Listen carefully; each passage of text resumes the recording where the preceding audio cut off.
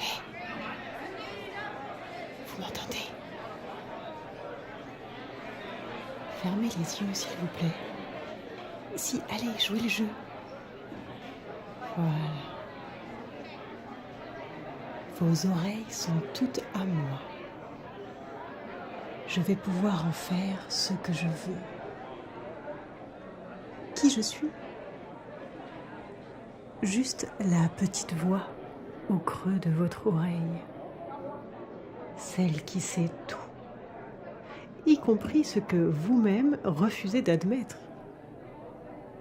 Je vois déjà les petites gouttes perler sur votre front. Rassurez-vous, tout cela restera entre vous et moi. Vous savez que là-dedans, dans votre tête, il y a des tiroirs, beaucoup de tiroirs.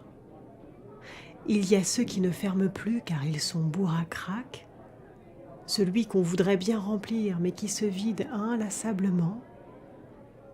Et puis, il y a celui qui est fermé à double tour, celui qui recèle les secrets les plus inavouables. Je lui ai donné un petit nom. Le tiroir aux merveilles. Eh bien, vous savez quoi? J'ai trouvé la clé de votre tiroir aux merveilles. Je l'ouvre.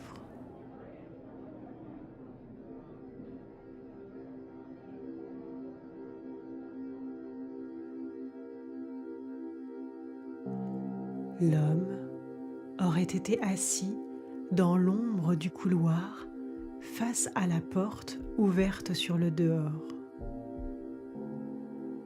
Il porte un pantalon de toile bleue qu'il a ouvert et de laquelle elle ressort.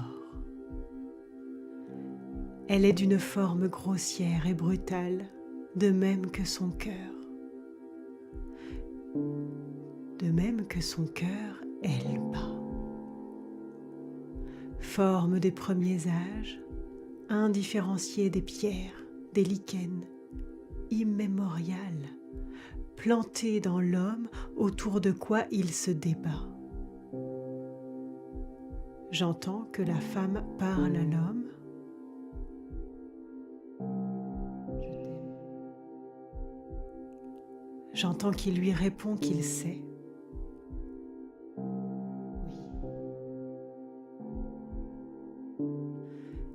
Elle est arrivée près de lui, s'accroupit entre ses jambes et la regarde, elle, et seulement elle.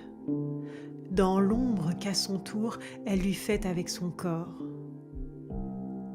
Avec soin, elle la met à nu dans sa totalité. Écarte le vêtement, en sort les parties profondes, s'éloigne légèrement d'elle, la met dans la lumière.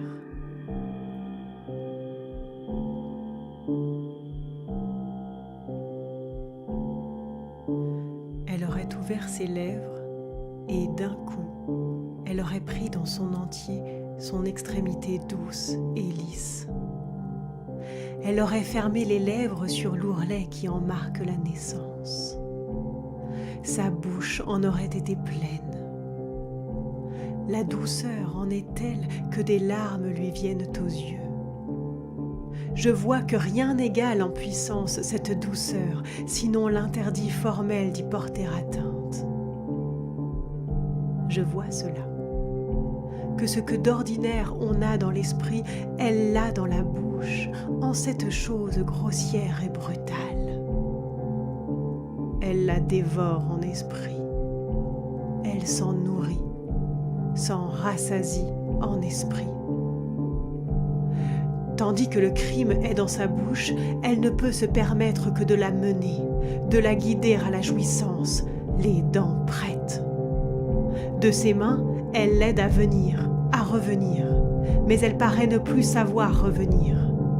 L'homme crie, Les mains agrippées aux cheveux de la femme, il essaye de l'arracher de cet endroit, mais il n'en a plus la force, et elle ne veut pas laisser. Elle la retient au bord d'être avalée dans un mouvement de succion continue. Il n'essaie plus rien de nouveau. Yeux fermés, seul, sans geste, il crie.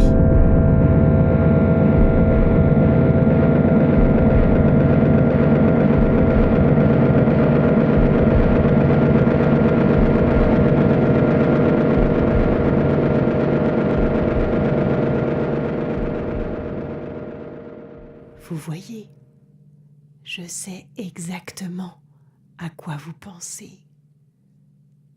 Mais chut, dehors pourrait abîmer nos rêves. Alors on range bien au fond de nous nos fantasmes. Et pourtant, est-ce que ce ne sont pas eux qui font de nous des êtres humains ?